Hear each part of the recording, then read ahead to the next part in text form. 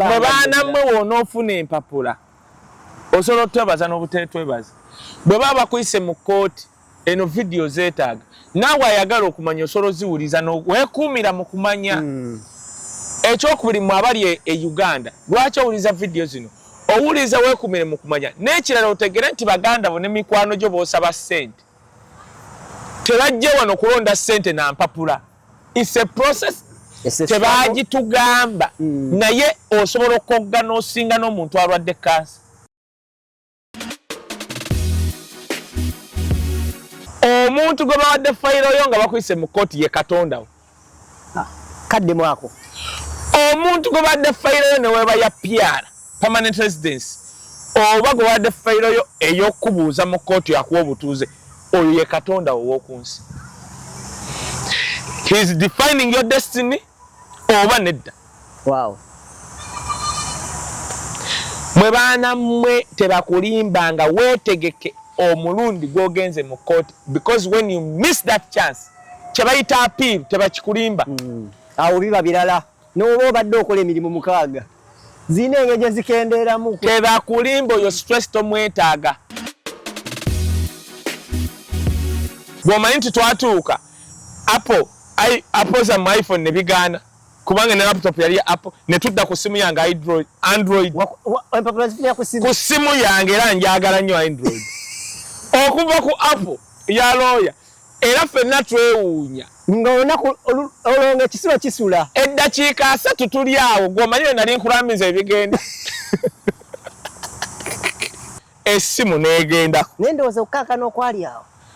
bakukankana tugenda omaliriza ebyo n'obiyitamu nga neerabidde date of birth y'omwana wange ne bakubuuza erinnya kati ojjukira oli omukazi gwe wazaalamu erinnya lya mukyala we yaani oyogera erinnya akajja kaakano date of birth ye yeetya kuba yawukana naye dda tobamanyiira ani yagamba omuzaalemu kati abantu bangi babeera wano Kasaali Nnyonyonyi n'agamba ekyo ekisiraani tombuulire ekyo kifiire eyo oyo ex asaana kufa sooka ofune empapula ddemu abeere kisiraani.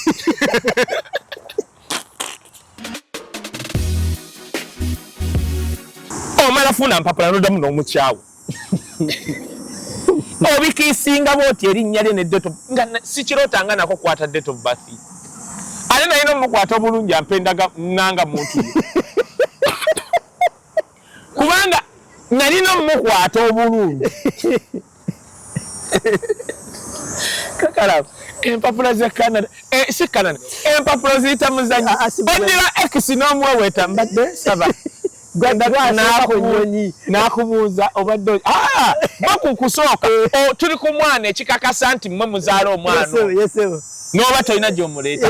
olina okuleeta oli gwe wazaalamu nakugamba mbwegenda kuyamba mwana bweyamba omwana wange nze nyambira wa akayere ddale ate yagimpa ku olwo nekubira sisita n'agenda ewa dadi simanya ago mafuta gonna ayonoona mu nsawo yange sisita nyina omuwadde atanyonyole nnyo muzeeyi sezaalawo nesebo kati ate sezaala akubuuze bulya kino ekibuuzo ne muwala wange lwaki tewamuwasa olya ibulaga banange bino byaddala etteeka ligamba ery'e Canada bwe muba mwazaala omwana neŋŋamba oba lwaki saamutta musitole kwegamba noga lwaki naye ng'era omwetaaga kyekimu ekyakuleeta wano taata yambuuza kambuuze tewaliwo nsonga nga musojizorofinga kyawa mwana wange nenyinyoyo eddakiika 3 n'akola bwatinaŋŋamba mutabani mbadde nteesa kati mu mbeera eno gye mulimu olaba tewalingo opportunity tubirongoose gweomanyi twaddamu ne tuwasaba ekisirwa empapula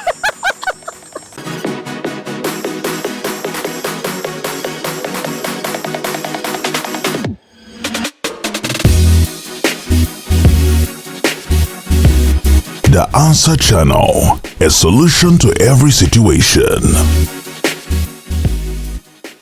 Alright, The Answer Channel kwoli Kai Wisdom official kwoli mikutu ja YouTube tukubiza subscribing okusharinga okomentinga mikutu gino jombi. The Answer Channel tugamba nti we are the solution to every situation.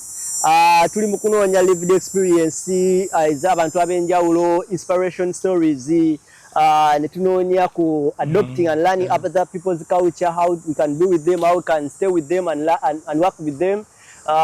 purpose of life. Then so oba yemu ku mission ne goals yensonga ki tusigala tukyatambula n'okutula n'abantu abenjawulo nga twogera nga tukola ne stories n'okubata tukyakutuka mpola. So ngukubiriza muganda waffe ogenda okutwegattako tubeere part of the community gye tuli mu kubuildinga gye tukkiriza tujja kubatenge tugasa leero ne generation eddako mu ngeri emu oba endala. Nyongera okubiriza baganda bange nti tukola ekintu kino eno wakati watali mu kukakkanya n'okusawa omuntu yenna. Tetwagala weyambaze kagatto katanaba kutuuka. Tetwagala weyambaze kagatto katalikako. Ekiri e Bulaaya specifically it's living information egase omuntu akirimu right now atekateko okukijjamu saako n'oyo asubira okukijjamu n'oyo atemanyi nti one time asolo kijjamu. Information esigalayo nga tukozesa omuntu eyeewaayo wakati mu kugamba nti nze mu kaseera kano kankozese lived experience yange ngisharingira abantu nga si sensalinze ngeri emu oba endala. So Mr. Kaye Wisdom yemu ku bantu abeewaayo nga ba volunteer ekiddamu yeewaayo nga ba volunteer wakati mu butasasulwa wabula atuulawo n'awaayo olunaku lwe Sunday oba olunaku lwayo nayo tusobola okukwata tukwatagana najja n'awa lived experience gye tukkiriza nti omuntu aba kuwa lived experience aba eri uncensored esobola okuyamba okuyigamu gw'atannaba kigwamu oba gwakiguddemu right now nga oli stress nga tomanyi oba gwasoose n'okigwamu akuwa nti oba omuntu yali akibaddemu oba yali akiwuliddeko ko omuntu eyali akibaddemu mu ngeri esooka okusaba consent eyo y'omuntu eyakigwamu butya bayinza okukwata nga presentinga information eno n'agireeta in case nga information eno oba gyakuwa siye. So tufunye abantu bangi nnyo abatwala ensonga zaffe batwala show zaffe zino mu ngeri omuntu yenna nga bwagirowoozaamu n'engeri ejijajingamu even before watching it from the beginning to the end. Tukusaba olabe video zino nga tonaba na kulaba video zino ddayoko ne mabega olabe ekyali ekiva e Bulaaya nga tonaba tuka ku kiva e Bulaaya amanyi nga tonatuuka ku ekiri e Bulaaya ekyali ekiva e Bulaaya kyali ki mission yali ki lwaki olowooza nti ate twatuuka wano ate mission twagivaako ne tutandika okukwata tuyisaamu abantu abenjawulo amaaso. I believe nti I give respect wherever omuntu yenna wagwanidde naddala asola mu ngeri emu oba endala. Lwaki nandibadde nga ate erisa tetwabakakkanya ate tutuuka wano nga naffe mwetuli ate netusigala nga twekkakkanyizaamu. Musaana ekitiibwa bannankuba kyeyo mwenna we musinzira okwate nga mubeera but tetugenda kukijjawo nti abantu beetaaga information ez'enjawulo. So nga tonnabakana na keyboard wowuliranga lwe story gye twogeddeko oba ensonga gye twogeddeko right now genda ku YouTube owulire nti we tuba tukutte ku kooti nga we twakoma last time twafunamu break nti weekend eyo twabadde ne conference wano eya Principal Bobi Wine ne tutasobola kukwata tumiitinga twali tuli extremely tired ffenna then nga tonnaba kuloonya na kulwanagana n'abantu bonna ku keyboard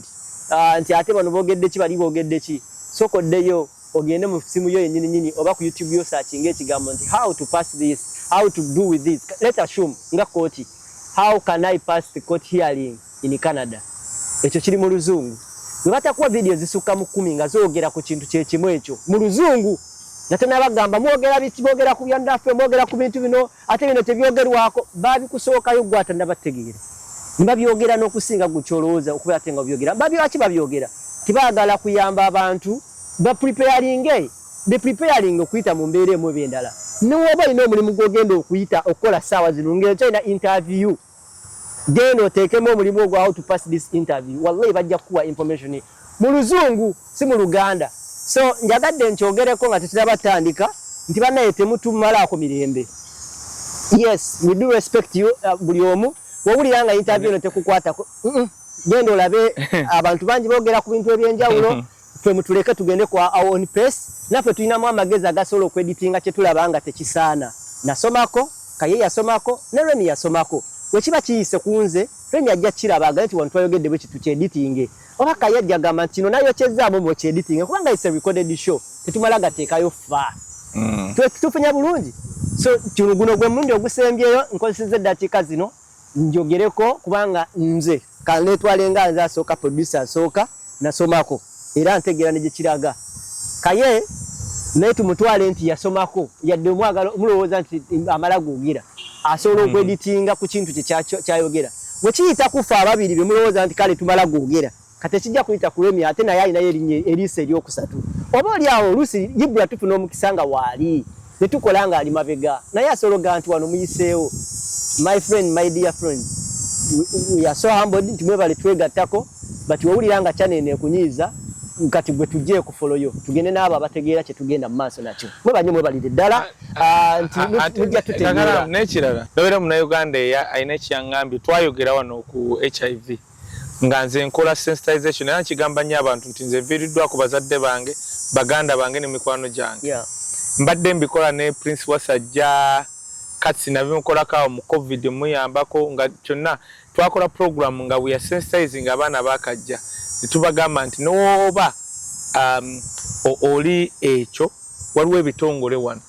nali njogera ne Chris waliwo ebitongole byandaga nangamba ekyo nekyo kiyamba ku bannaffe baganda baffe abali bwe bati ne bwe bati katwayogera kuyamba bannaffe nti wano totya yugo ne tubagana bagamba n'ekirala kaye newe mba nkukwanye neneteekayo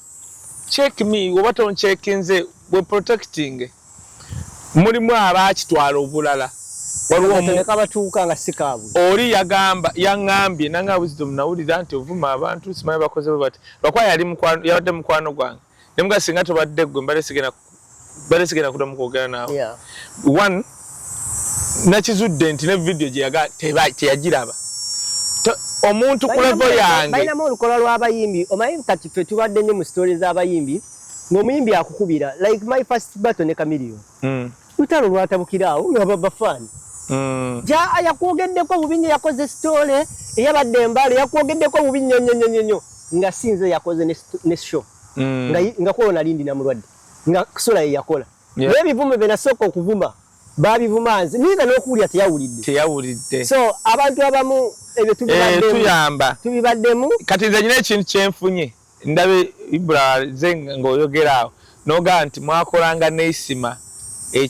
ekiva e Bulaaya kati n'ogamba mbu naye kati tukola ekiri e Bulaaya kati naye komanyi nti okakijagamba moyo do you know what I've got in my mind waliwo kye bayita kati gwe ne muganda waffe ffe tu living ebirooto bye Ibro kategedde kati omanyi nti Katonda atuwadde chance to live because gwe nange okimanyi nti muganda waffe yayagala nnyo okugenda Bungereza that was his dream country naye wadde oyogera buno obuntu obutono gwe kakalaamu kati kino kyenda okwogera kiyamba abali e Bulaaya oluddawa osobola okuba nga wooli tewateredde bulungi ne kati ffe twogera ku muganda waffe gwe wali omanyi enkwatagana gye nalina n'eisima newankubadde abamu obaki naye bw'obadde okyogana nga nekinjigira nti kaŋŋambe nti Katonda n'akimpa mu mind nti muganda waffe yayagala nnyo okuba mu nsi zino ezogera Oluzungu naddala e Bungereza kuba e Sweden muganda ye nga tomanyi Luswidi bicca n'ebira bizibu naye mwakolanga ki ekiva e Bulaaya kati ffe tulivinga birooto bye titubirimu I don't know kyeyandikoze kuba kakati nze nagamba kakalaamu that guy used to give me the best of me nti nalingaawo okay bano bankula isima yayogedde bwa that best that he has talked this tobola kati omuntu asobola okwoganoga you cannot noga olitosobola mudamu naye isima was nti akedde n'akola bwati nga ensi erinda kyengenda okuddamu the opinion on something so twatambula bwe tutyo ne tubeera ku TV for a long time nga tuba babiri ku Bukedde ku NBS Sanyuka Radio Beat Simba 2 kati kyoboolaba we were not competing ne nti everyone could give ng'omuntu ajja the best osegeera kati ekintu ekyo nze nkimwebaliza nnyo kyovola nti ne family twasigala tuba mukwano sister we n'ebintu ebirala naye Kakalamu nnyina ekintu kyenjize kyejaga ngamba abantu mwenna abali ebulaya naddala abaakajja tulyoke mwenna abaana mmwe abaakajja nze njogera nnyo ebintu Katonda byankoledde nekyempiseemu oba nekyosuubira nekyowandisuubidde okuba kati naye nkiteekako nnyo essira neddala kyempiseemu bwe mba mbadde ebulaaya nga waliwo abaagadde okunkola obubi n'abalala ne batwogerako bubi what about you gwe mwana gwe ali mu America Bulaaya siri ku bwakyondo kya Bwarabu naye ndi Europe America bino byetegereze ojja kusanga omuntu osobola okusanga si bonna nze nali ntuuse wano mami Boston awo nankubira nangamba statement yanneewunyisa nangamba kae webale kujja Bulaaya bangambye wafunye empapula ti n'okujja kwange kuba nali oba biki nemukubira nanga okola kino muga ndi wano ntegeka lugendo lwagundi nanga kwata yakakaddaawo yangambe statement nangamba oze Bulaaya kyemmanyi anytime ogenda kujja ne Boston kati nangambe ekigambo nangamba yakimanya nti abantu nga tobalabanga nako naye nga omanyi lwaki nina mukwano gwange bamuta Vivian ali US naye yegenda kusala ekirimu yangamba omanyi gwe yanteekamu akakodi ka mami kuba kwali omukyala affe bambi yatufaako mama waffe Robina owe UK kati ali mu early 30s onako yasooka okunkubira nesanga muyise mami wasize otya mama wawe Kakalamu bambi nkwegayiridde waliwo abatandaba kutuuka ku ssa lya maamawo osisenyere si buli omuntu abeera maamawo waliwo Kakalamu genda kugamba tulina kuyiga era oli wagamba nti awo osolo kireka naye nga tanakigamba mamiza dadiza nze nina maama wange Denmark n'obuuza omukulembeze wa Nuupu gwayita Henry yankubira omukyalo oyo Henry n'aŋŋamba omaye omukyala gyava emambuka wala yaleka n'alinya train like wana ziri zidduka nva ku zeeno zidduka najja nankima nantwala ne bandeka mu nnyumba olaba ennyumba obunene kwegana mala essaawa nga namba nga ngitambula ngenda mu basement naye nga buli wamu wali set nga tebanana kyebalaliikiridde namu kati abantu batusingira ne family talina kyakwagalako kati ulira nina mama wange mami Sophia German ye kwegamba kegasimanyi kati they are people abatuzadde Kakalamu kyovola nze Kakalamu abantu batunulira mami wange ani oli era eyatutwala omujjukiro oli alembale mwerabidde kati Kakalamu waliwo abantu omukyalo ekintu kye yakolera bannaye munasonyiwa tetunabatandi nga ndowooza kano kekadde ketwebaliza kiyamba abantu bannaye omukyalo oyo jjukira twagenda otutuuka nze lali simulabangako ndowooza okimanyi emala sikimanyi yali tumulaba era nze naye yali talina kyatwagaza nnyo kiri awo yali talina wabula kuyamba buyambi ono tetwagenda bawa malajje leeti oli yatutwala eri netutwala mu dduuka netufuna n'agula amasaati egundi bannange yeyo agwa munjukiza ndabye abantu abaagala Kakalamu naye n'omukyalo we bannange yakwagala nga nze Kakalamu ono gwe mulaba ate nze nningamu actually Kakalamu ono namwesibako bwesibu kwaje nali mutwalo sinkana maama we singa ali asobola otutuukayo yekka nze bali tebanneetaaga nali sijja nakwata saati ebyokulya nali si yali ayagala Kakalamu naye ekyanyamba omusinkana maama w'ono nti ono okwetuusa we baali bamulagirira nga nyina omumutwala yasookayo yasooka eranda nga newali netwalawo nentunuulya kati Kakalamu olaba Kakalamu mwe kambabuulire Kakalamu naddala mmwe abantu bwe bawa ku ssente kwanza nze nsobola okuba neetaaga ssente mune ng'oli nalowooza nnyina esegedde naye nga nzeetaaga Kakalamu nze sisobola kwerabira muntu akutte ssente ze n'aba mukisa gyendi mmanyi n'essaala gye musabira kati nze olaba nze mmanyi essaala gye nsabira Miss Kiggundu in the middle of campaign bwati waliwo omuntu yansangako nga tuli bwetti ewuwe nga nsolo muleetera n'ebizibu naye kati waliwo omuntu gwagamba kati oba onanjagaddeko ki nga talina kyakwagaza kubanga osobola muleetera ebizibu musajja oli wisdom oyogera Bobi Wine nga talina nakyakwagaza osegera ekintu ekyo nze gundi mutabani wa Musumba Kayanja yaŋŋamba yalabako lumu vidiyo nga njogera ku maama we naŋŋamba talabanga muntu ayogera ku maama we na history nga we namwoge oyo musajja ayogera oluzungu bwe lutyo ayogera oluzungu era oluganda eyo alumenyamenya naye nga yali abiwulira tobaba walinanga ate walabako ono yekaze wandika kagaya akayisima yagamba principal ate principal yagaya nampita olabako tutula naye babiri naye olabako omanyi nti isima yali agala nnyo Bobi Wine naye abantu bategeera yagamba principal yamugamba naye negendereza wayogerera ku linnya lyange nkubira 1 million ate kitakyagala njamuyitako takyagala ekyo kandi tayagala kunjogerako watona yali buli wabatuuka okwogera ku isima Kakalamu nkwagala nnyo olina n'omuntu oyo naye nga nkwagala nnyo mutayagala ku isima wanamwogera ku isima jakuba 1 million abantu bagera kasajja kakakubye nimuyiteko nga takyalina wangobera kati anegendereza yamwogerako afudde naye nagamba banange ekintu kino singa yasajja nga lolimba olulimu mu ringtone ye lwa Bobi Wine abantu baali tebakimanyi tisima yagala nnyo Bobi Wine naye olw'embeera yaki kakati abantu bagamba ebintu tebakola ki naye kati Kakalamu tukola bino ebintu ne bitutuusa ku bantu nze nkugambye omwana pasaka natuuka ku mbaga baali bakola introduction nga kuli tekuli munaku nze ne bampa abantu aba emagamaga bwenti nenga kangende ne mutabani wange gwe omanyi nti nno first lady we Kenya yasazaamu gundi yali India n'alinnya private jet najja kukwanjula n'akyogera n'agamba nti nzize era bwe yatuuka bamujja entebe nga we yali ayambadde paka wali n'agamba I wouldn't miss this.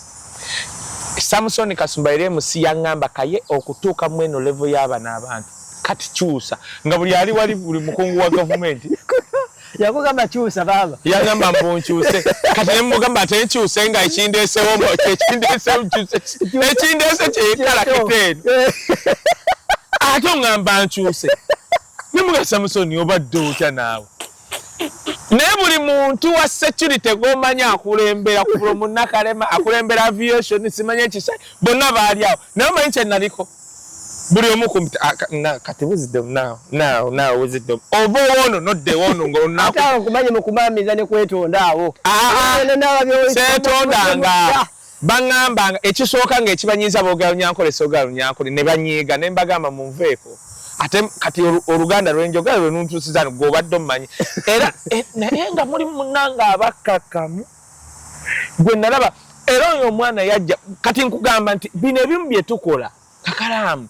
kibayigirize mmwe bantu mmwe abaana abali nga ddala bali ku media vidiyo nga tanakutuvuma kikye wali okay ng'oggyeko Don Chris ani gwali osisinkanye ow'amaanyi zenga nagenda Mike mukura eri esorote nga mu kisenge mwe bampa omanyi gundi kapeti okusu yabyo yanga bikugira mu okyogedde mirundi nkaaga kati sigirabangako wamma ne ku Bulaaya abantu togisanga sinnabagisanga ng'ekyo yakikoma wano naye kati omanyi oyo omusajja okugamba osulaawo kati mba mwagaza so anyway tutandika mu paati ezo ezitunyumidde mu bulamu memories zetulina zitusesa era ne zitunyumira ne kali tukebalize Mukama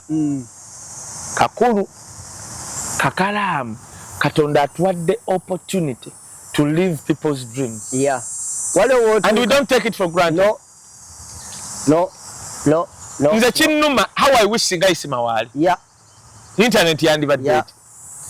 naye kati Kakalamu kyobona bawe tuyita mu bizibu ensi is not all about money.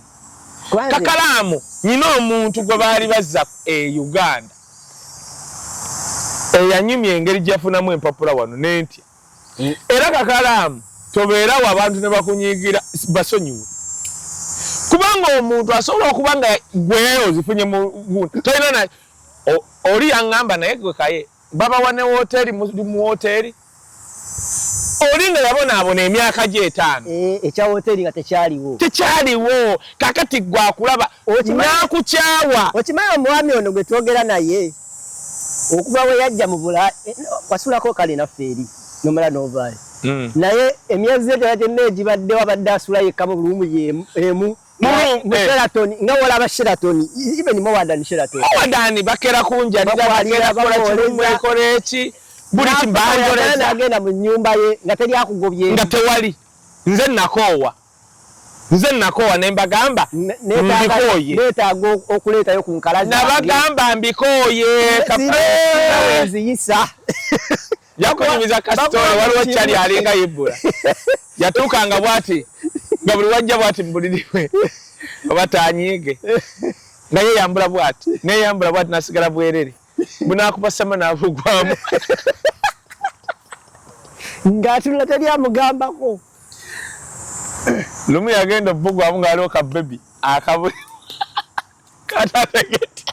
kayitawa keyagwira kayitawa ndikunyumiza kyagala abaana bali bayisawo n'omwenge gwe yalimu gwagwako kana kayitawa Katonda wange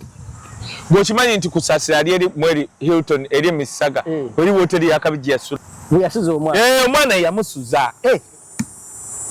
omwana yasuza ku Kasarine kusaasira omwana yajja n'afuna privilege benefit nga afunye hoteli nga kusaasira alaba wote ne bamusuza kumbaja we bamusuza mu room shelter nenda hoteli paka we yaddayo Uganda Kyaggwa tasasudde mwana Kyaggwa kusaasira tasasudde mwana ki omwana we oba mwana mulala ate mwana we omwana we alina okubanja Kyaggwa kusaasira nga bulijjo nga tasasudde nga akanudde amaaso bwati kati mbadde sikategedde mbadde mmanyi muwalaawe si muwalaawe omwana yamusuzanga mu hoteli naye naawe lwaki olyonoona omukazi wootyo Kakalamu that is the fact era abantu tebandikitegedde singa yamuwaako omwana koota ya ssente omwana n'anyiiga muwala mulenzi tofaayo awo tetwagala kgenda nnyo era kuba singa yali mulenzi teyandisabye ssente nedda waliwo okutegeeragana ne zikendeerako obadde ki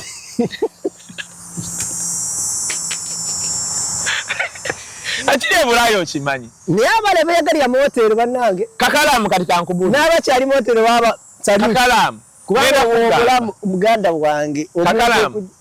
ngenda kugamba abaana bali mu kati Kakalamu fe ekitumenya akati Ibula kisolo nze ekimmenya kanye nze ekimmenya twamanyira ssente nnyingi kambeeko kale nze ekizibu kyennyina e Bulaaya nti wali wavayo nga bazikwata namanyi no bakuzikwatako a continuous doing whatever you are doing nti woba oyagala okola ne mukola million 5 10 you are doing nga tosabiriza si byakusabiriza I don't know omanyi weziva kati problem gye nnyina e Bulaaya kye namanyira kati adjustment nti kangende ne kino ekiriwo kakati Kakalamu kyova olaba olina okubala oli e Bulaaya what are you looking at to achieve the big why kubanga omuntu agenda okugamba asobola okubanga ye yajja wano nze nalabako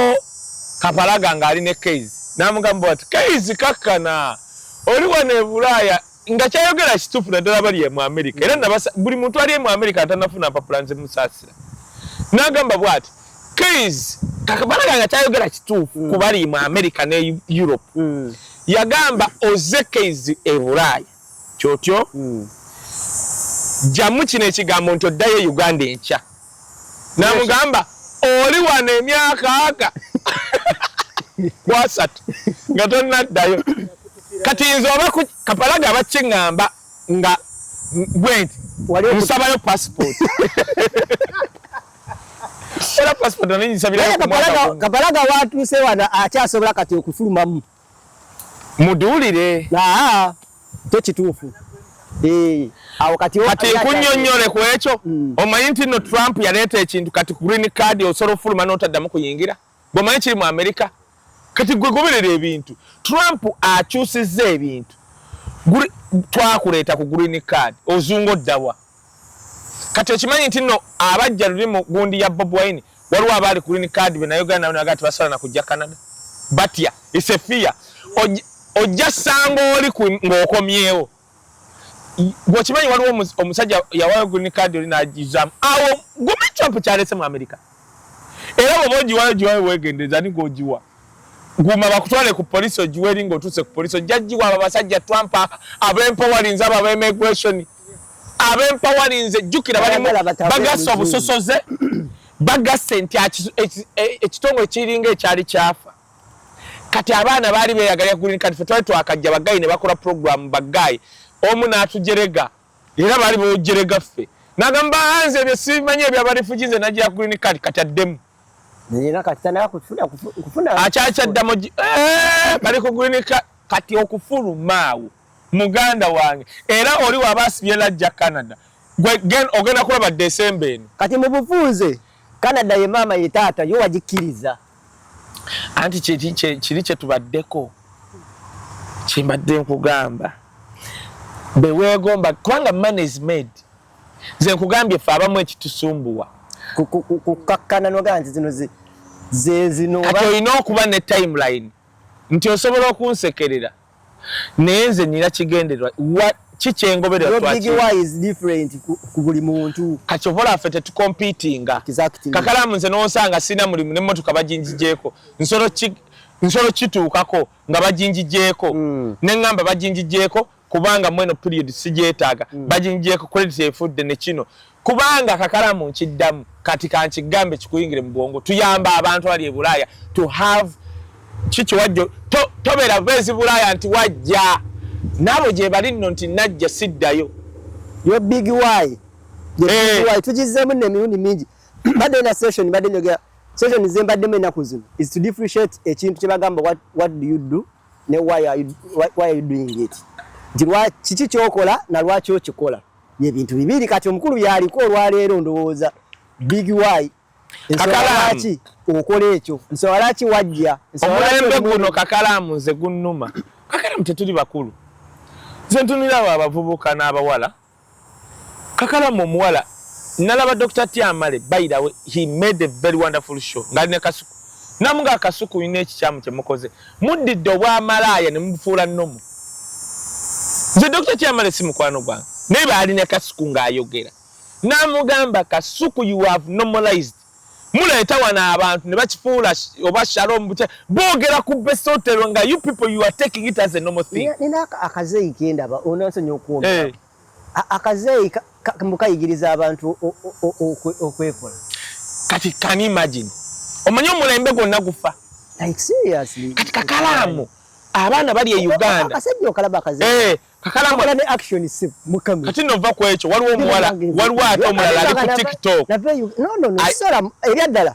byakola sibiwanga budde kubiwuliriza kubanga biri waliwo omuwala yalibwa kati omwana byeranga atula yatunda abawala ku TikTok ali Uganda era omusanga aba TikTok baleke bo balalu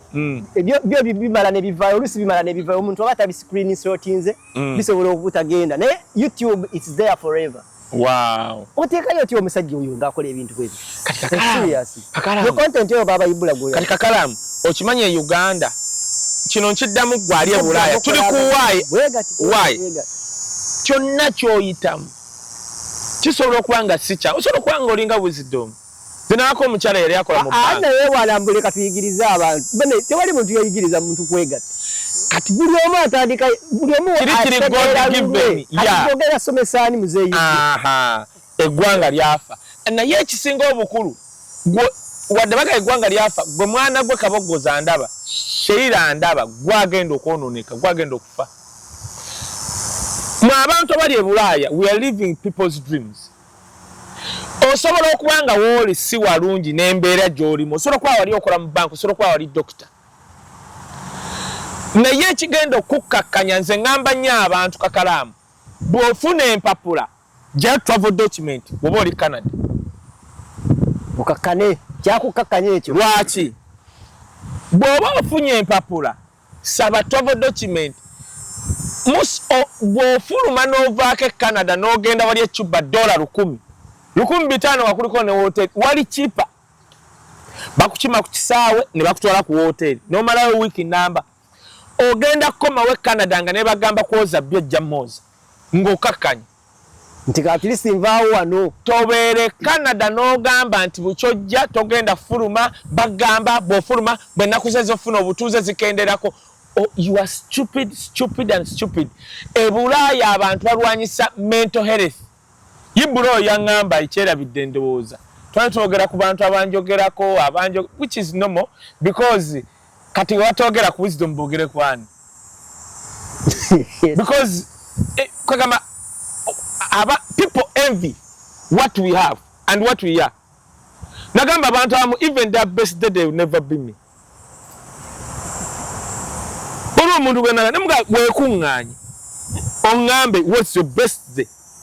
Nze situndangako nyumba oba mama wange wuli nti oba tata wange wuli nengabana bintu byabwe okweyongera ku kyennyina ekyo kyebaliza Katonda. Nze nagamba sister wange kangende bwendire mwandidda nete mumpa nabagamba temumpa wenne mwanja kukomawo mumpe ng'ovaayo oleme okugabana bintu mama wange ng'afudde okay akunkajjukidde ya nabagamba temumpa kangende wendiremwa ndikola ki olidda ne mumpa naye si okawulidde you are not just a black person ye leero tugenda kuyita wata ye bannange sitegeera gye tuyita naye tetwamalirizayo kooti tusooke tugimalirize bwe tugimaliriza batuvume bulungi ebyo beboogera ebyo bya kooti bye baatuvuma watuuka naye byakutuukako nabiwuliddeeyo gye ekitali mu bulamu bwo mu kaseera ako buli kimu kye wayogera kubanga batugamba olunaku lwali ogenda mu kooti wakuba essuuti ng'oteeseteese bwe bakummira odda Kampala tekyaliyo kyaliyo lwaki bakiwakanya kakalaamu ngenda kugamba nze ondaba nakyuso kati nekino kankyogere nze nakyusa looya n'okimanyi waliwo omwana atamanyi nti osobola okukyusa looya ng'akitya kati omwana waliwo ali awo nga bamutwala mu situation mwaka gumu mwaka emyaka nga looya we waliwo kyataakola bulungi naye nga tamanyi nti osobola okukyusa looya exactly nakyusa looya era waliwo abaayogera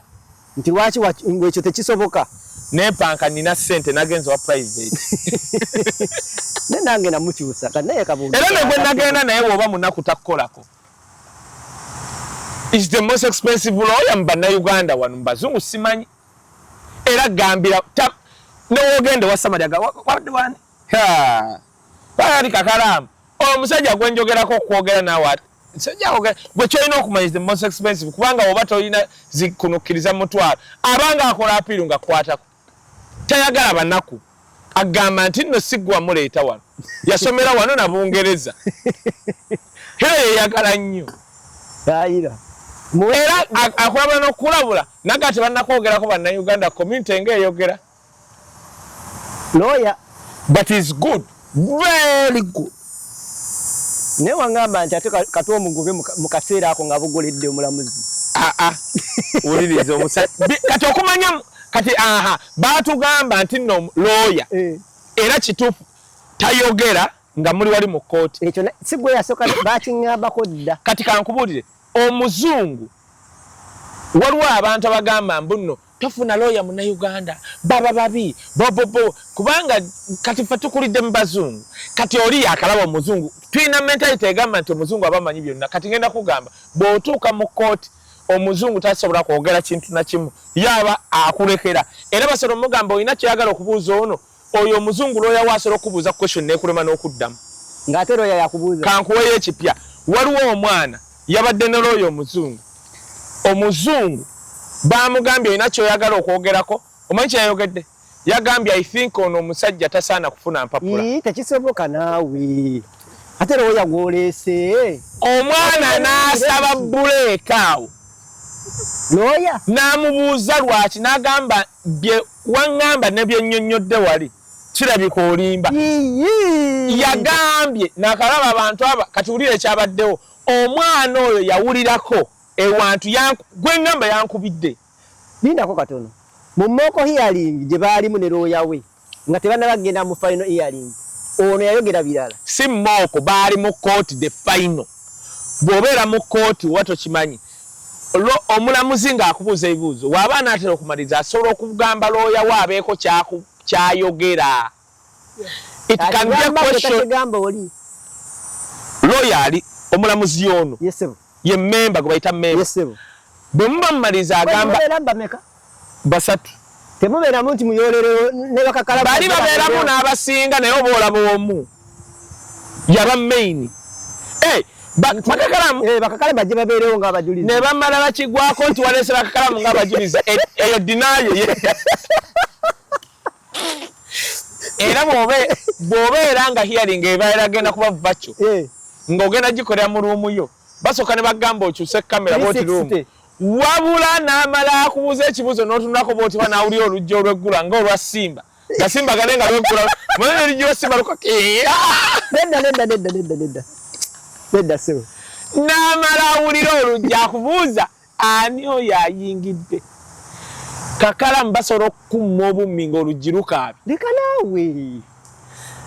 Bino byenkugamba. Tuli vacho abamu bali ku vacho abagenda in person. Eyo yali ki? Vacho ate saagikolera nagenda wa lawyer mu office. Ate nina lwaki. Okimanyi amameme gasobola okukuba ebyuma ne bikwema okuteekako nga time etuuse. Abula atako twakatugamba 30 minutes bagamba bakubira ne bagamba tegeka ebyuma byo wallahi 30 minutes zigweko nga tonabitegeka omulamuzi ajje nga tonabitegeka anti ogenda okudda ekyaddondo. Bikuleme twakuwadde okimanyi olunaku lulamba n'eddakiika 3. Sina olunaku lulamba obadde we preparing akuwe at least emyezi ngeri. Kati abazungu bo tebakimanyi nti ebintu ebimu twakabiyiga tubiyize bukulu nnyo. Oba mama meme connectinga yo bakitaba ekyo kye bagenderako. Ate nkyerabidde. Kikino kye tukola meeting. Kati waliwo Zoom kati waliwo ke bakuwanga kalinga Zoom. Kati mwalamanyi a team kakati ako ka team tubadde Uganda. Uganda badde wakolerako? No. Tubadde tumanyi Zoom. Kakati olawa Zoom etusumbwe Uganda kati ozze ku team. Nondabira embaga. Bw'omanyi nti twatuuka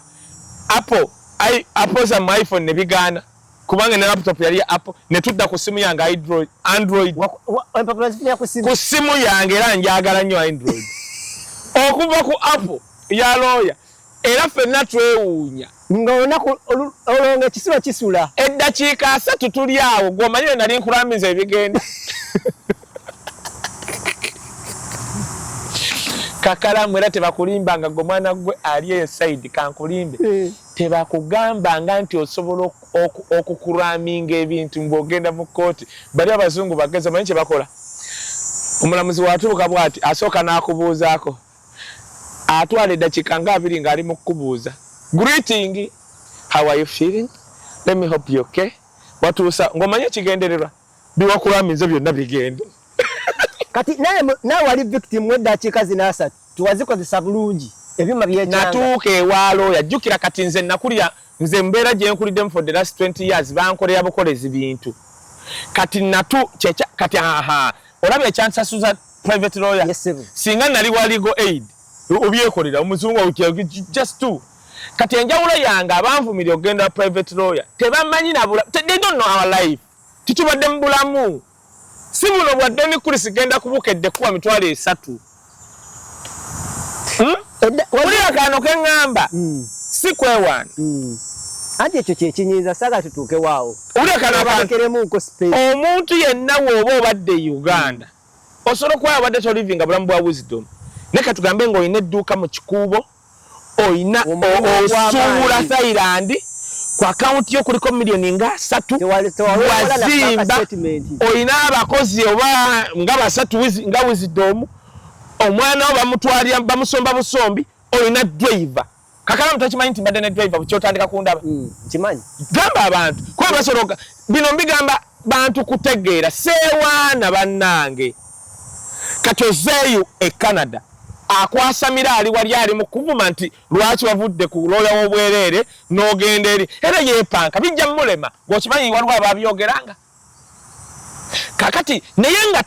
abyo listen Kakalamu mwana bogera they don't know nti obadde ku bulamu bweyagaza bo bajja Bulaya kutandika bulamu. Nina mukwano gwange yasomera Australia najja ng'omanyi balooya nakola emisanga awo n'agagala nabanga mwema ali wano yaŋŋamba nze omwaka wisdom nfuna $1,000 okuva e Uganda ogwa $, mu nyumba zange ayina emmotoka 2 eya Sama Posh n'eno bw'abajja mu Toronto alinnyawo nnyonyi abeera Ottawa. Kati omuntu oyo singa atuuka wano n'agenda ku bino ebya legal ku basimu looya tagikutte onoomulaba enkya ng'olaba oti waliwo abantu abatabimanyiira. Nabuuza ye option kyendala eriwaawo mwana gwe ali eno oba tonnazifuna bw'oba gwenjogerako obadde mu kalibe eyo ng'odduse. Kubanga Uganda waliwo abantu abadduka ng'abadde akola bizinesi ze n'azigwamu bamunoonya n'adduka. Bw'oba okyesobola togenda mu kavuyo kali funa private lawyer agenda okupampinga wabula bw'oba omunange oli muyiribi bibeeremu. Gwe Kakalamu nze okimanyi nze nali simanyidde kubira muntu simu mirundi 3 n'atanzirira nakigwako nga ndi ne lawyer ate ng'olina nagamba woba ojjanga wano sooka okola appointment ng'ate nze babadde bazikolera wange. Kati waleela ntondo naawe olunkulu lwakulemesa abantu kuwa obudde kubanga kati nawe wali mwavuyavu ojja buyita lunku kubanga level yali yakyavuyavu. Kati ate si kikunenyeza nkugamba the life kati gwokimanyi nti nno nze osobola okunyumya kati tetugenda wala nze okulaba ku mukyala wa Naini Taiba namusanga awo era we yanyumya nnyo nange kubamu kuba okusooka omulaba namulabira okunyumya nnyo naye Karubango wa Uganda Matters. Yes, n'abaali awo nga bali mu simanyi biki ba promoter yanga wisdom baira wati simanyi omuntu akola ng'onyumya n'omuntu emboozi eri kazwe kayo olaba onyumya n'ajati bwotyo ne musaaga wasa namugamba nedda munajati namuga omwana wange yali asomera wera yangamba muzze nanga lwaki wamujja namuga no mwana wange namukimanga weekend siri sure oba nasolomuko ate saagala abe mu kiso naga wisdom we can handle that. Nagwo okimanyi nti nze lumu emmotoka ajja saawa ba 11 ku gate ba sente za firayo za bus zigira ne kinkako ogula vitize Musomba. Kati waliwo kati ekyonkyogedde waliwo anyize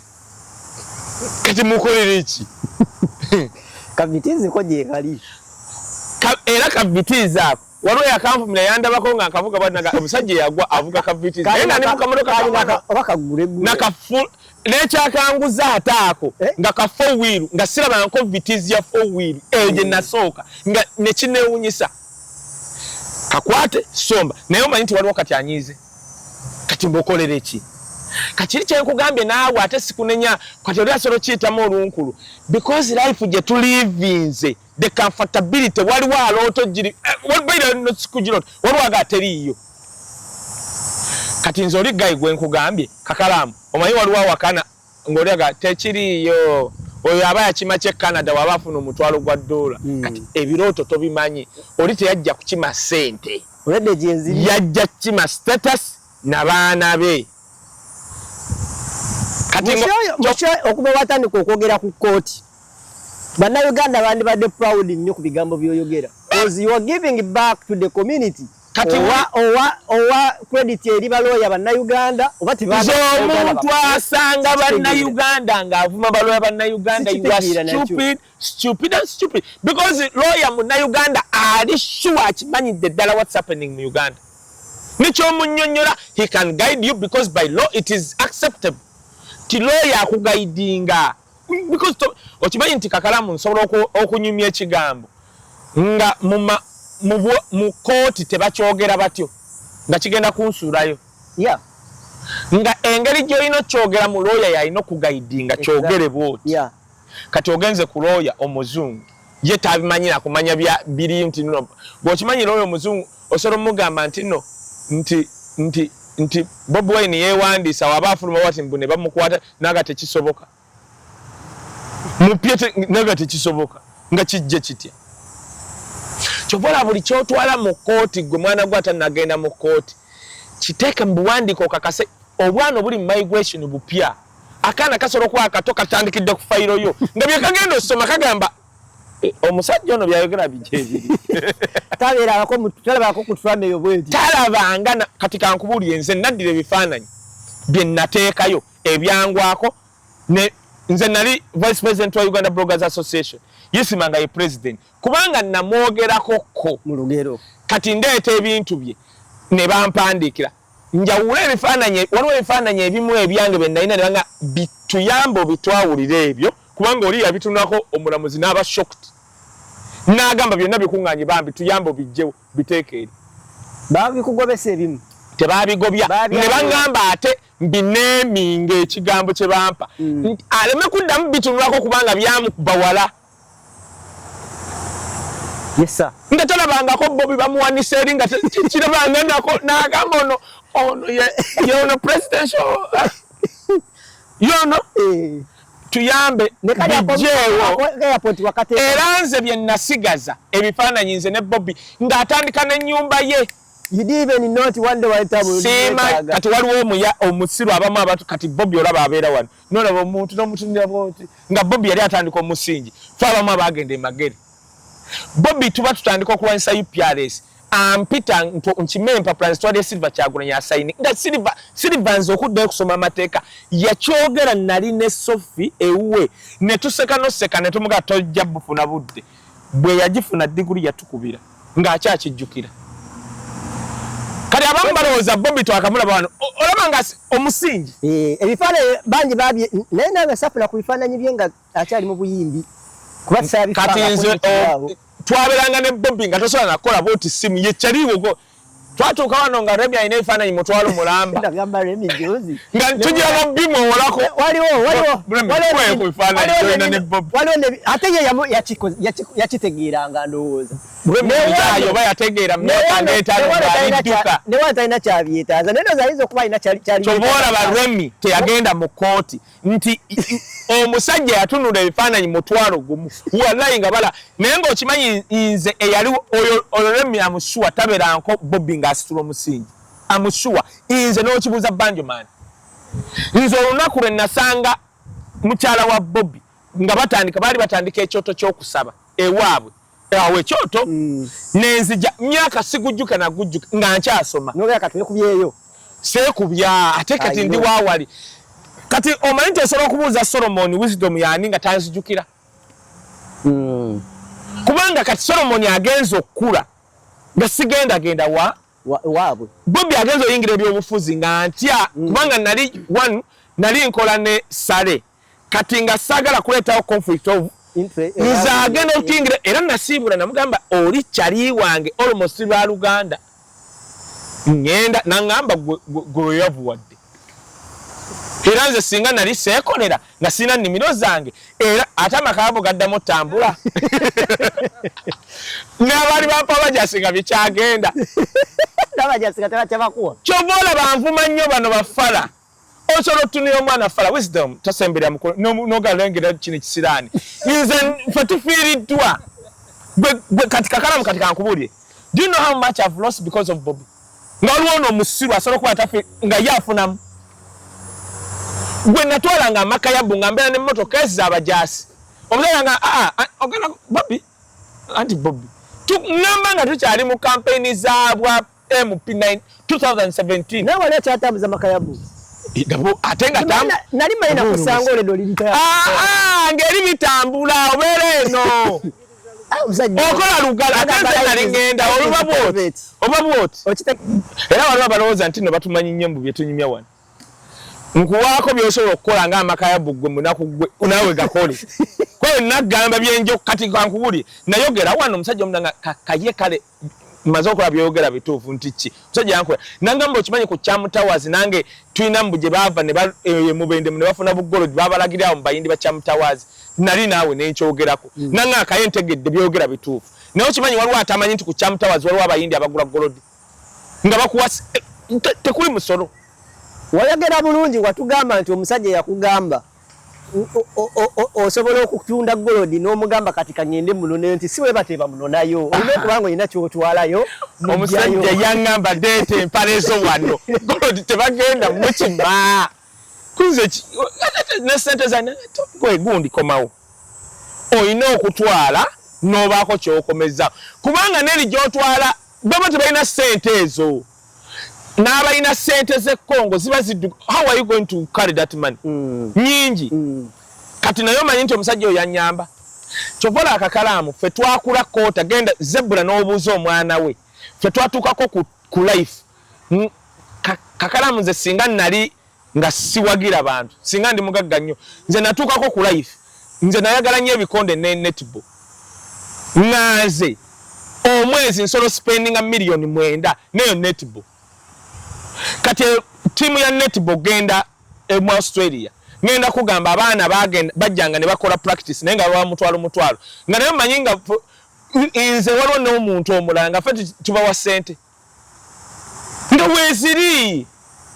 nga tuli contented kubanga kalaamu nze ndabyeko abantu abafa kati ntunira galuga byonna byalese ogenda kulaba bagenda okwekuba n'owoleka ebintu mutwalo ng'olowooza okolera abaana bo basobola bibatwalako kati ffe eddiini yatuyigiriza okuba contented kakati gwokimanyi kati gwenze kati obadde tokimanyi nti twali tuyimiriddeko mu netball team oyo mukazi omulaba gwe baasiba gwojja omubuuze wuuyo nawulire wayawangudde oba okwesimbawo omukazi gwe baasiba oyo yamumanyi amumanyi gwomanyi nti bamuwayiriza omanyi nti omukazi oyo bamuwayiriza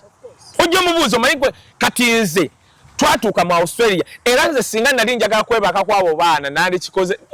twakuma bwekuumi dino katono nnyo nedda kanze ku kino obadde ogamba okuba omuntu yandigambye naye ezo ssente tetwazi bazebula ebikonde muhanji yasobola okugamba oyo aliwo bino katono nnyo nga basobola okukubayo bati twakaye twagala ring gwomanyi eyo ring omanyi gwe ring eyo okubeerawo bweti sentimeka okay naye kakati ffe nga tuba tumanyi anti wulira kana akantu kankimanye tudde ku kino ekiva ebulaayi kuba omuntu asobola okugamba naye bye mwakola biki bye mwayamba kati oli agamba kaye tugenda kukwata ebikonde bwebiti ne bwebiti twagala ringi bweti bukadde bumeka busatu and we are happy anyway tuddayo ebyuma bikyankalanye munda mu room kakati bw'obanga ogenda mu room nga bakuyise mu dakiika asatu tezakuyamba tezina nakyezenyambira nadda ku simu yange kino kati kankiddemu bw'oba ogenda mu hearing nandi kusabye ogenda ogikolera ewalooya kati kino kankigambe mwana gwe atakimanyi olunaku lwojja bwoti omulamuzi najja oyo gwe wawaliko aid sente zonna babagenda zimuwa talina kyakwetaaza era takwagala kubanga bakumma empapula toba mukwano gwe bamanya awo apiiri wetandikira anti ng'akuyita omutwalo kankiddemu mwana gwe nalabye omwana eyaŋŋambye I have a white lawyer. He's so friendly. He's the nemugamba friend anti oyogera ebyo. Yogera Luganda. We bali kumma empapula ojjo kitegeerera. It is not your friend. Nendo zali abali nice. Lwaki omwana bamunsindikira. Gwe nbayira bino bye twogera bino. Era yansanze wa Bobby wali. Bamunsindikidde azze yeyogeza Oluzungu sitiriyo. Mbadde simanyi nakumanya nti waliyo omuntu asobola okusaba mbu yasabira ku justice and because of it ya.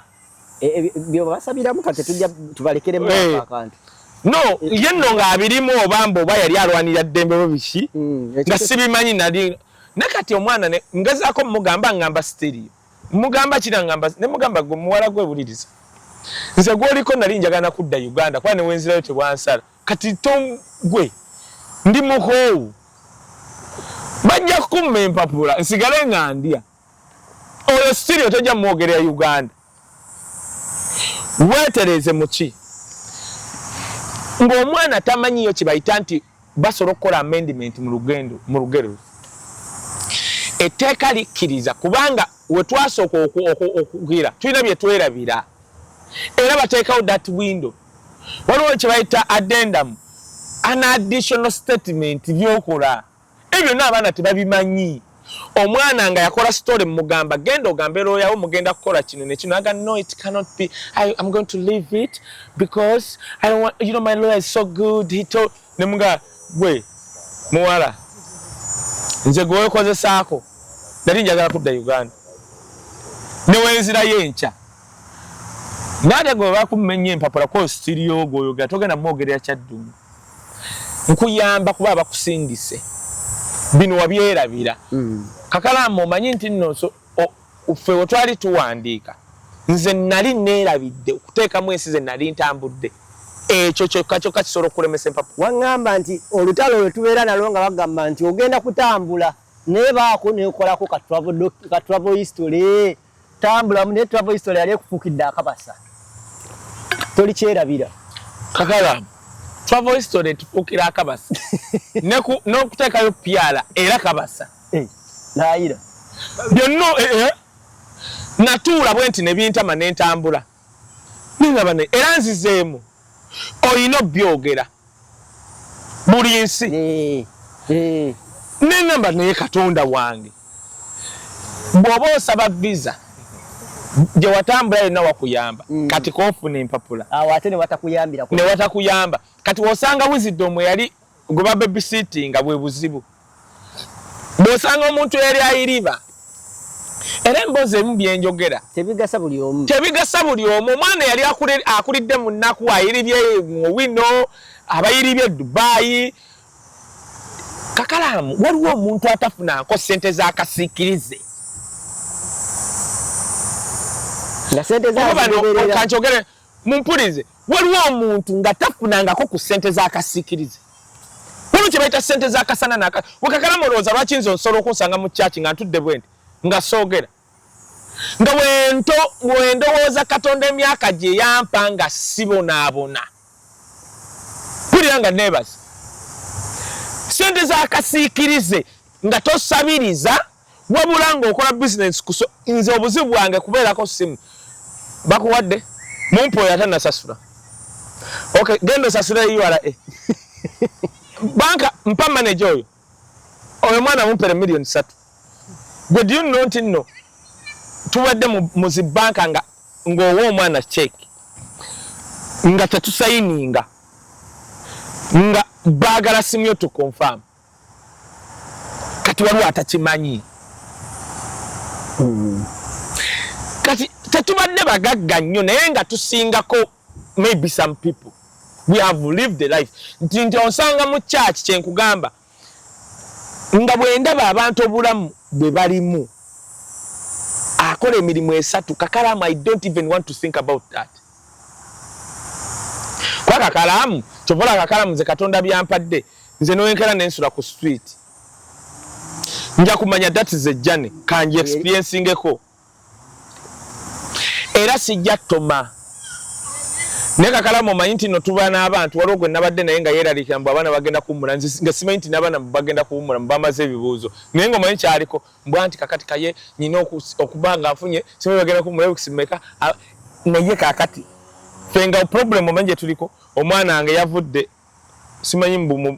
mbu kakati ayagala music ne bambalira ennanga simanyi ennanga yaki tulimwe iwa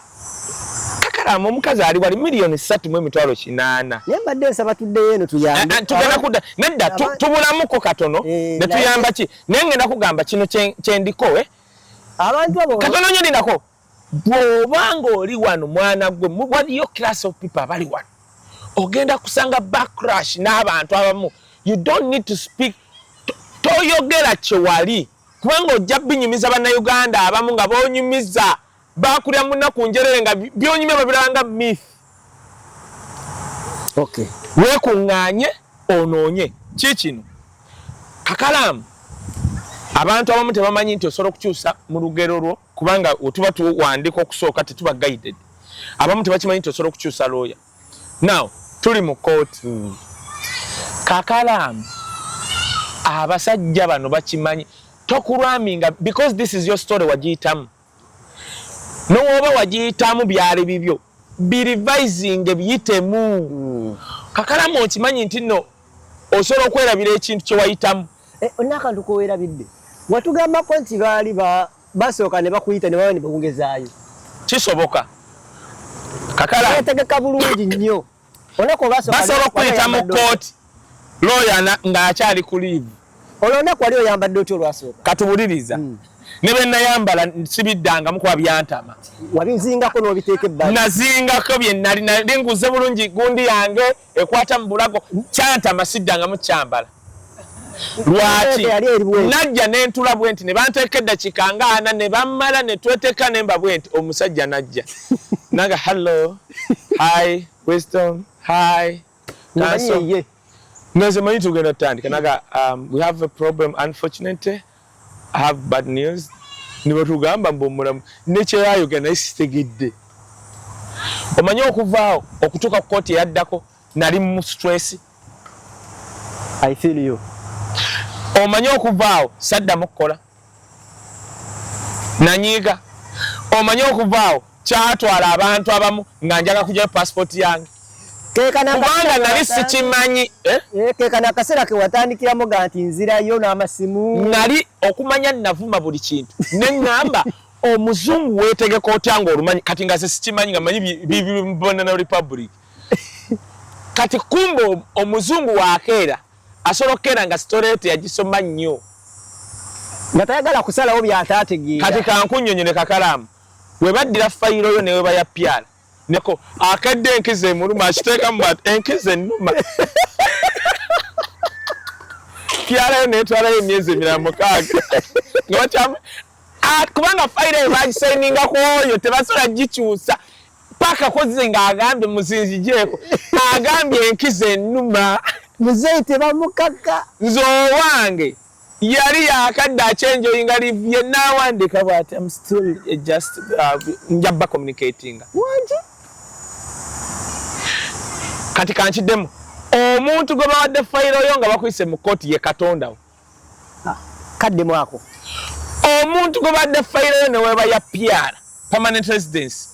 oba gwe bawadde fayiro yo ey'okubuuza mu kooti yakuwa obutuuze oyo ye Katonda ow'okunsi he is defining your destiny oba nedda wow mwe baana mmwe tebakulimba nga weetegeke omulundi gwogenze mu kooti because when you miss that chance kyebayita appeal tebakikulimba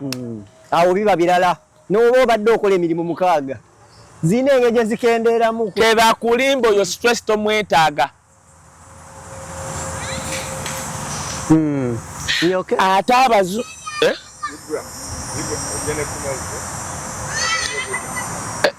nasumuluza ekyo wandikimpadde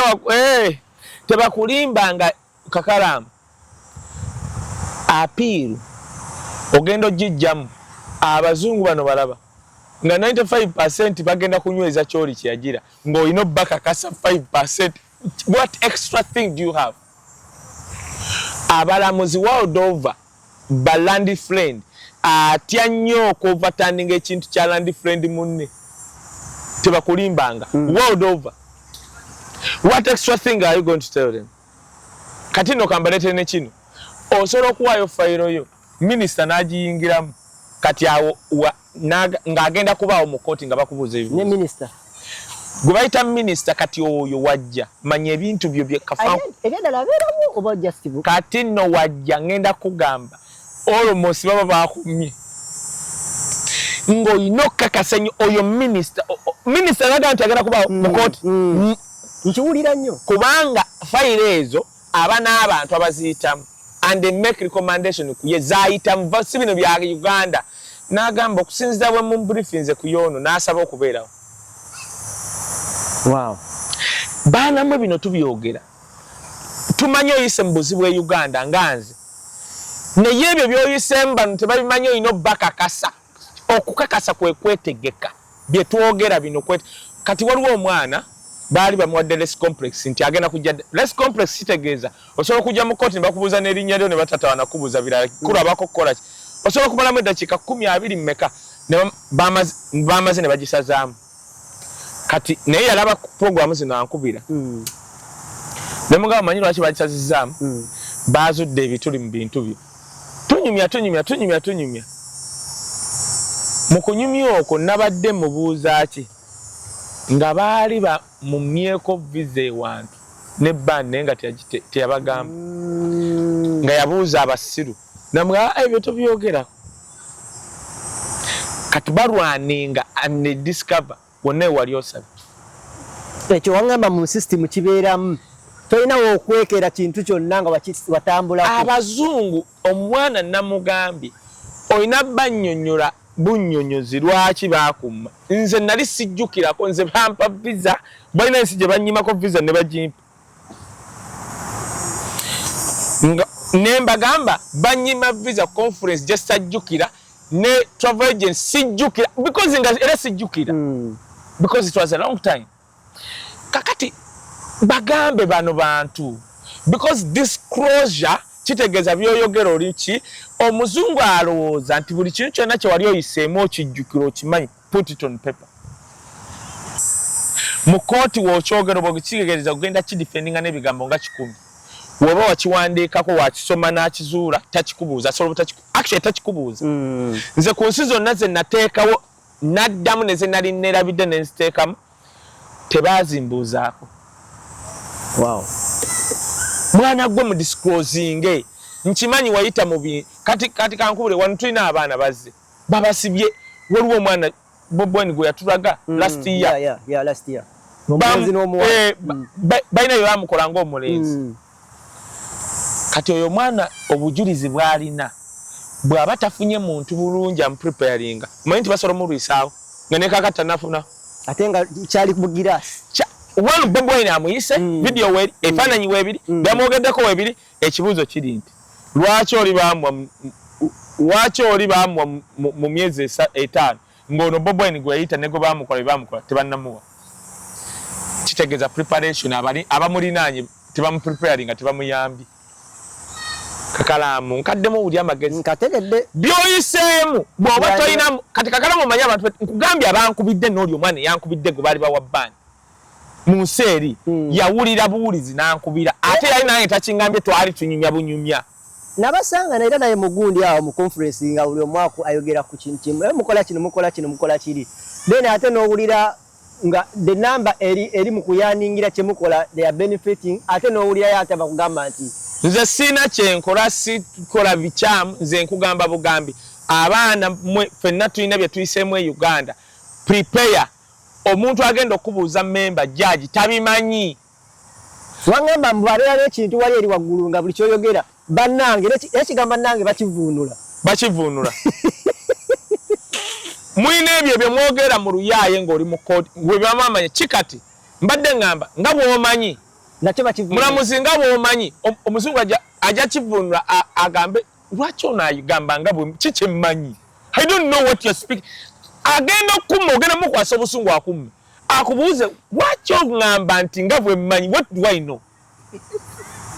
mwemanyiziza okwogera oluyaayi nze nkugambye ekyovola nabadde ali mu Bakongo very expensive show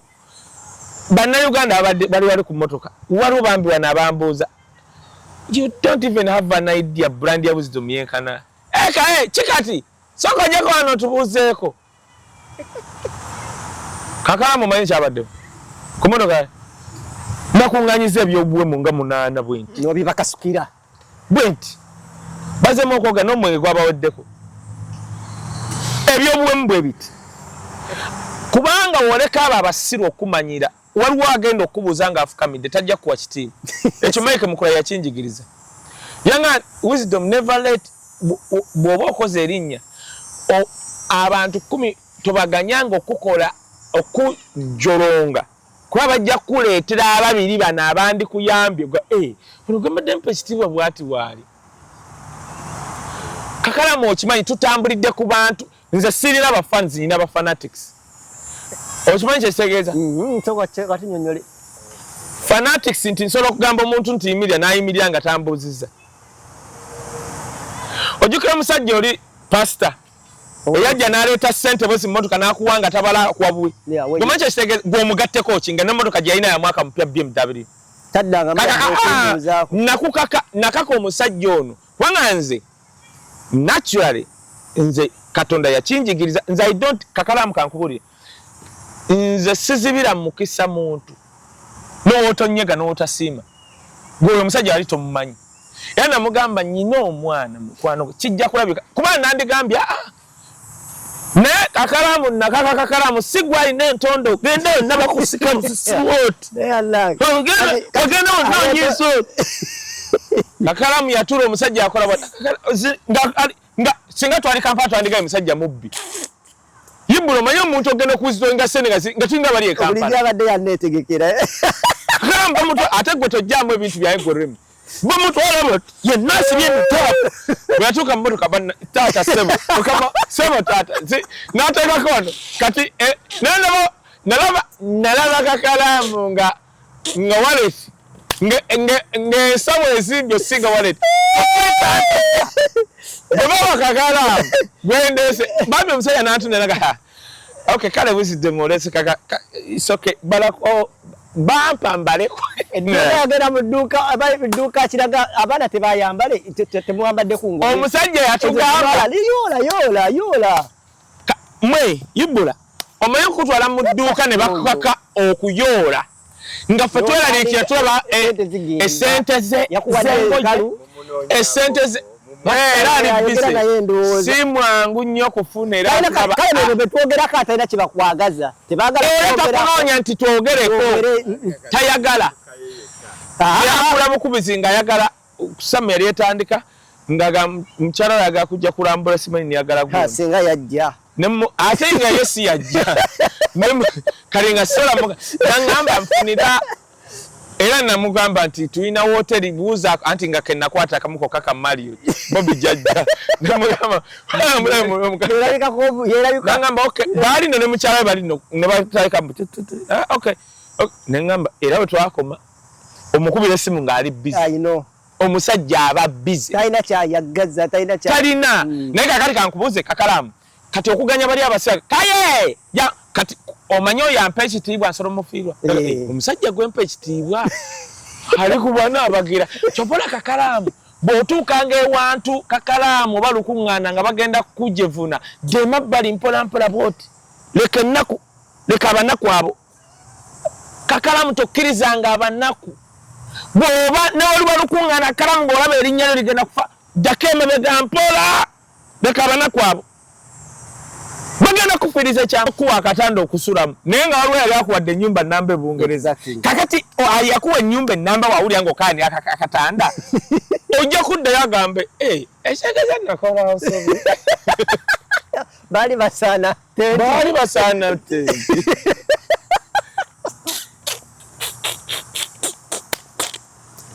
bw'olaba erinnya nga ligenda likola baali basaana tenti wali ku parking park duka misinde kaka abali chimen salute yoli otya kati Richmond yolo mulaba ye mzee yoli chiwa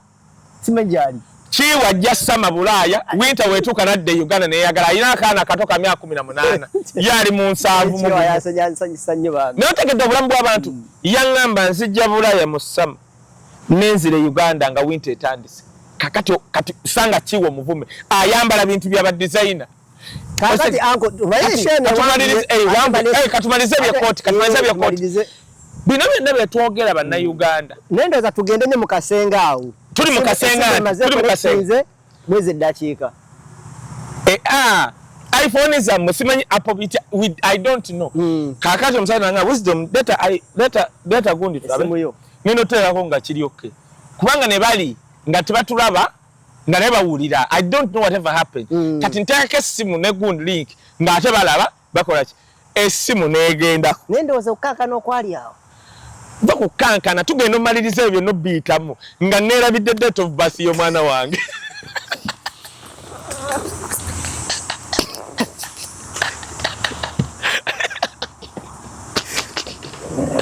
bagala kyekirala ku date of birth kyekirala kyebagala awo maama wa mukwano musanzeewa maama twayawukana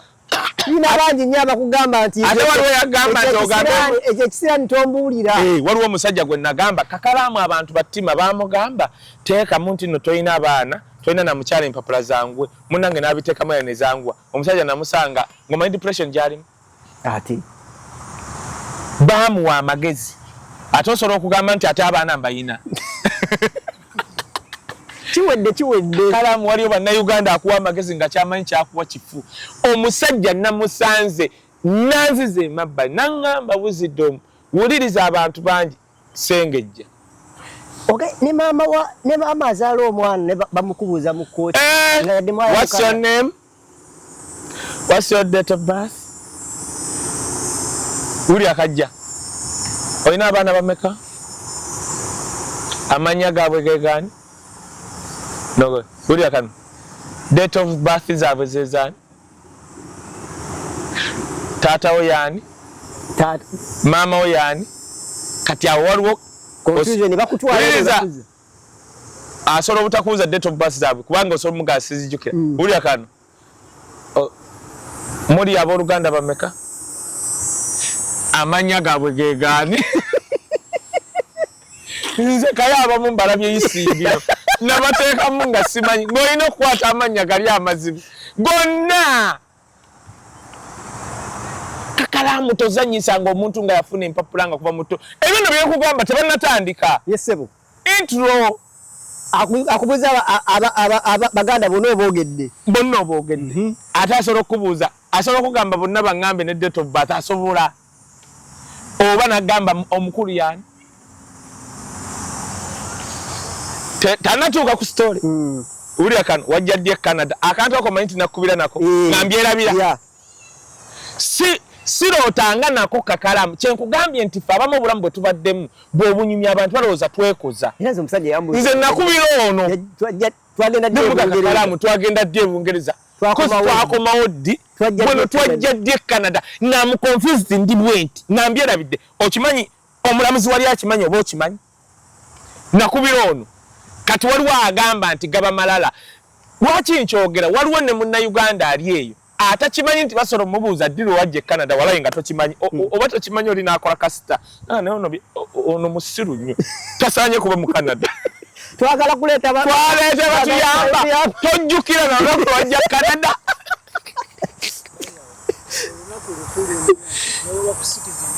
Kakalamu olunaku lwe wajja e Canada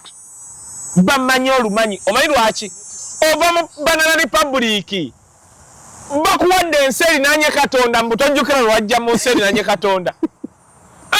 omusajja akutunda gwa musiru akuwa citizenship hayo no musiru tetumwetaaga Canada Kakalamu nakubira era nakubira nali wentwalo yanga walayi nga mbyerabidde kati kuma mwaka faananyi eddakiika 3 ebintu biganye ndi ku simu simanyi oba babiraba bulungi Android yange ngitaddewo kakati tutuuse balimu kumbuuza wajja ddi e Canada kye nakubuuza kati nno njoga byerabira visa wagifuna ddi kati Kakalamu njagala ombuulire tetunnatandika ali ku intro wafuna ddi visa e Canada mwebibuuzo ebyo Kakalamu byenkubuuza olaba gwe naawe obitiddemu kati nga ate tebinnatandika omanyi ekijja muliro ali ku intro is testing your intelligence entegeerayo atestinga your tone tobogoka towulira nti bakumazeeko emize kati Kakalamu kino kikulu dimina eri ogijjukira kati nnyaka engenda oleeta oba bananyiiga eddoboozi lyotandikiza toni kikulu nnyo paka wokumaliriza tebirimu nti gaasi nkendedde bwe mba njogera bwe nti najjanga omwaka guno mu December mam kakati amateekako n'akamaamu kakati akamaamu ako tekakola madamu wategeera ddi nti akamaamu tekakola nali mu mooko yaga ati maama kakati nno okumanya empapula nzibu nze nagenda ne mock hearing ekyo kyo kituufu bagenda kumenya nawe wagendayo tagendayo naye baŋŋamba ogendayo ate gwe abaajagala bo bakwagala oyo ogibuukinga Kakalamu bagayo gwe bakwagala ogibuukinga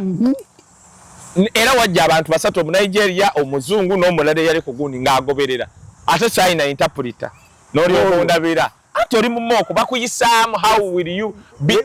muri yoko mock hearing kitegeeza bwest era mwera abatuvuma mbutuje bakubuuza kitongole kya government okibuukinga ne obawa story ne bagiyita ne bajja ne bakubuuza ebibuuzo nga weetegeka bakutegekanga ekkooti weeba kati nali awo mu luzungu abaali oli akyogedde bulungi abaali abalamuzi abakadde be babaamu naye ku luno bateekamu n'obwana obuto bubeerawo wabeerawo bu student nga bukubuuza buba bwagize buba traininga n'abalala kati ne mubaamu abakadde nakola ddankoye ate basasulwa babeerawo bakyagala era bamanyi era nabo bakuwa decision oba ogudde buli omu atakuwa ku percentage buli omu era bavaako ne beegeya buli omu n'akolaawo okusinziira ku kino oli ogwagudde dda kale ndowooza olaba they give the resources and the preparation bw'ovaayo n'oyogera nti ate lwaki mwogera ebintu byaffe kati kikyenjogedde nga aliyo ne mock hearing kati mock hearing government kitongole yebiteekawo lwaki bakuwa all avenues weetegeke oleme kujja basiriwalirako bakumme empapula Canada go book oba date yo gye bakuwa bo n'obasaba ne basoma story yo ne bajja baba muri abamu tebajjaawo kati obategeera omaze buli omu n'atandika okwa decision kati Canada ekumma obutuuze nga yakuterawo avenue zonna era kiri gy'oli osobola obutakisa kati waliwo omwana atamanyi nti nno osobola okusaba ewantu gye bayita mock hearing ne bakubuuza nga takimanyi ndowooza ye Matthew nyina ne gobamye nga namugamba wakala mock hearing nga kakalaamu wali olaba bawa abantu obutuuze wano naye genda ko wali olaba abantu badipotinga wali abantu kati bye twogera tuyamba abantu kati kakalaamu bakubuuziza omukazi tutuuse waawo tusose ba siblings obamazeeyo ne bakubuuza erinnya kati ojjukira oli omukazi gwe wazaalamu erinnya lya mukyala we yaani oyogera erinnya akajja kaakano date of birth ye yeetya wayawukana naye dda tobamanyiira ani yagamba omuzaalemu kati abantu bangi babeera wano kasaali nnyonyonyi n'agamba ekyo ekisiraani tombuulire ekyo kifiire eyo oyo exasaana kufa sooka ofune empapula ddemu abeere kisiraani kati no kakalaamu era bahajibula beesiimye oyo singa agenda mu kooti anti kakati asobola okukubuuza jjukira wali abazungu abatakimanyi nti oli bahaji bakazi bana n'agamba ndabye wano nti omwana wo Kalimu wamuzaalamu Shamimu osobola okumbuulira Shamimu wamusangawa nakyo ekyaliwo nga mwesanze kati ng'otandika Kalimu twesanga ku Juma I mean Shamimu kati akubuuza ekyaliwo muyitemu omukwano otya lwaki osobola okuba nga wano olimba ng'ono gwoyogerako sister wo gw'oyagala okuleeta Canada kati tunnyonnyole n'otandika mbikugamba lwaki bakubuuza there is a reason otugamba olina abakazi bana kumbe bano basista kati ono wamukwano otya kati olina abakazi bana naye bambi ono takimanyi prove to them prepare ajja kubuuza ekibuuzo onyiige nga kyekigenda okukuweesa gumu ate kasa kubuuza ekibuuzo n'ovaako abo abakufunye jjukira biri recorded ku video nebyo kino nkiddamu oluganda lw'oyogera onaawuliriza wadde waliwo interpreter gugubavuunula oluganda aba agoberera by'oyogera alabe oba bikwatagana ne byalina wano yajja yeetagasa n'ebibuuzo bye nga 30 kati ebirala bijja mu by'oyogera kyova olaba abantu babagamba and I tell them lwaki olandaga this is your story own it bakugamba tonnyonnyola we mbasigambye kunnyonnyola nziraamu yes or no kati waliwo ono yannumye nnyonnyola yeepanka nnyo ojuki waliwo gwe twagenda naye Ottawa gwe baabuusabuusa okumanya yannyonnyodde neyabadde avuunula yabuze so sorry omuntu ate kasitonyeza omulamuzi akigambira wemba sigambye kunyonyola tonyonyola akubuuzizza kyekyali ku lunaku nga Desemba 2 bankwata sirika shataira bwamalagayo okay bakwata agambe osobola tunyonyola kyekyaliwo nga bakwata oba asobola butakubuuza nagenda ku kirala kati ono omusiru simusiru anti buta omanyi babadde bayita bakabi bagezi nja mugamba nga tuvudde ku mpa ojja nakwewuunya oyo amumanyi nze nakankanye n'okankana ne buli nako bamanyi omugamba nno wandigize shia ate kakalamu teri bantu battima nga bagamba bati kakalamu ebintu byokegwe buli omu abimanyi kitegedde so kakalamu ebibuuzo bibeera bya bupulirizo towanvuya tukyogedde bwe baana mmwe woonoofuna empapula osobola otwebaza n'obuteetwebaza bwe baba bakuyise mu kooti eno vidiyo zeetaaga naawe ayagala okumanya osobola oziwuliza weekuumira mu kumanya ekyokubiri mu abali e Uganda lwaki owuliza vidiyo zino owuliza weekuumire mu kumanya n'ekirala otegere nti baganda bo ne mikwano gyo boosaba ssente tebajje wano kulonda ssente na mpapula it's a process tebagitugamba naye osobola okogga n'osinga n'omuntu alwadde kansa kakalamu nze najja nga nina one way ticket nga omusajja namugamba printing ate ninakusasula nga ngenda kusa era nze omulamuzi abakungamba nti decision njajje kuwa mu myezi 2 nali muga neyanziza naye njaga passport yange era nze lawyer wange yangamba kaye tomanyi bweralikivu naliko first of all waliwo abamu abaali banyegidde balowooza nti ki bayirawo namuyisa mu buzibu amaanyi tu we nali njagalya passport bamukubira buli muntu w'amaanyi oka abamusiba naye namugaa tokikola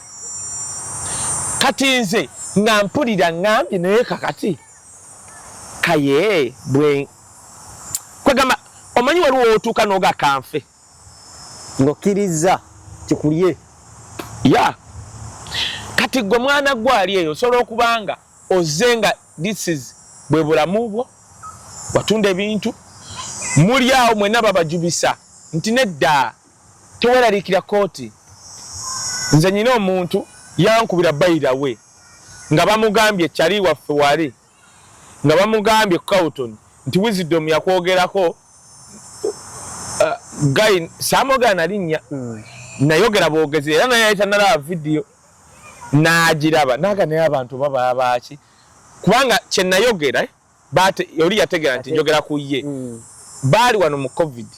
ne bagamba abantu nti ano otogira nga bambi atono omuvubuka yabiyitamu byonna kati yaddayo bisoma nti kooti bagaba bugabi n'agenda mu kooti omuvubuka yaŋŋamba gwe twali twakatuuka wali kugula yaŋŋamba kaye nzize okubidde oli essimu neŋŋaaka nzije one am your fan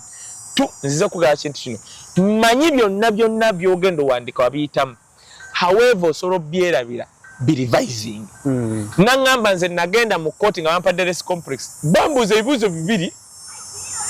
nanga Wisdom omanyi okubuuza omwana wo date nga togimanyi ne bakubuuza nga tobimanyi naŋŋamba ekooti yali erina okuba eddakiika nga 5 yayingira essaawa 2 naŋŋamba Wisdom newe nandiradde nze mulamuzi nali seewa mpapula kati oli ke yalaba n'amugamba wuno Wisdom yakwogeddeko omanyi Wisdom agenda baleetera ebizibu gayi naddeyo nalaba video ng'amaze kubana muga video wagirabye nti nedda ne muga genda ogiraba ojja kunkuba n'agiraba naye abantu baabaki oli yaŋŋambye mubali naye nga yaŋŋambye era kyali wa rem ate nga musirise obwana abutugira eyo bamuwa respect nnyo naye abutuga ati kaakati tugende mu maaso anyway kaakati naye nga kati ekigenderwa kye kyali ki olaba abantu bakukyayisa abantu kati singa oli gwe yayogera teyali kyali wange n'atuula n'agiraba ate yaseka busesi kuba yagamba so yanyumidde naŋŋamba Wisdom kyewayogedde kirungi kubanga obadde owa abaana kino nkiddamu kakalaamu kiyingire mu muntu ali eyo bye wawandika mu story yo wabiyitamu yes wabula bikwata osobola obyerabya it's not an automatic nti onoogenda mu kooti ojja kuba obijjukira nga tobisomye munnange nze nga batandika kumbuuza eddakiika zaffe asatu ziweddeko gw'okimanyi nti nno gwe Kakalaamu omukazi gwe wazaalamu nga ex yakutta amato mwagala olina okukwata amannya ge ne date of birth oba oyagala n'obikisinga n'obyagala nnyo omala funa mpapula n'oddamu n'omukyawe obikisinga bw'oti erinnya lye ne date of nga sikirootanga nako kwata date of birth ate nalina omukwata obulungi ampendaga nanga muntu kubanga nalina omukwata obulungi Kakalaamu empapula ze Canada si Canada empapula ziyita muzanyi ondira ex n'omuweweeta mbadde saba nakubuuza obadde bakukusooka tuli ku mwana ekikakasa nti mmwe muzaala omwana n'oba tolina gy'omuleeta olina okuleeta oli gwe wazaalamu ndagakugamba mbwegenda kuyamba mwana wo bweyamba omwana wange nze nyambirawa akayere ddala ate tolina kunyiiga Kakalaamu empapula ze Canada zaatufuula twafukamirira abantu batalina n'ofukamira n'oyita ex mami Kakalaamu twayita ba ex mami ate yagimpako olwo nekubira sisita n'agenda ewa dadi simanya ago mafuta gonna ayonoona mu nsawo yange sisita nyina omuwadde tanyonyole nnyo muzeeyi sezaalawo nesebo kati ate sezaala akubuuze bulya kino ekibuuzo ne muwala wange lwaki tewamuwasa olya ibulaga banange bino byaddala etteeka lingamba ery'e Canada bwe muba mwazaala omwana neŋŋamba oba lwaki saamutta musitole kwegamba noga lwaki naye ng'era omwetaaga kyekimu ekyakuleeta wano taata yambuuza kambuuze tewaliwo nsonga nga musologizerofinga tekyawa mwana wange nenyinyoyo dakiika 3 n'akala bwanaŋŋamba mutabani mbadde nteesa kati mu mbeera eno gye mulimu olaba tewaliwo opportunity tubirongoose gweomanyi twaddamu ne tuwasaba ekisimu empapula kaye mukulu kaye tugenda kukoma wano olwaleero kubanga nze kooti this is a reality party wotuuse sinnatuuka na kye bayita moment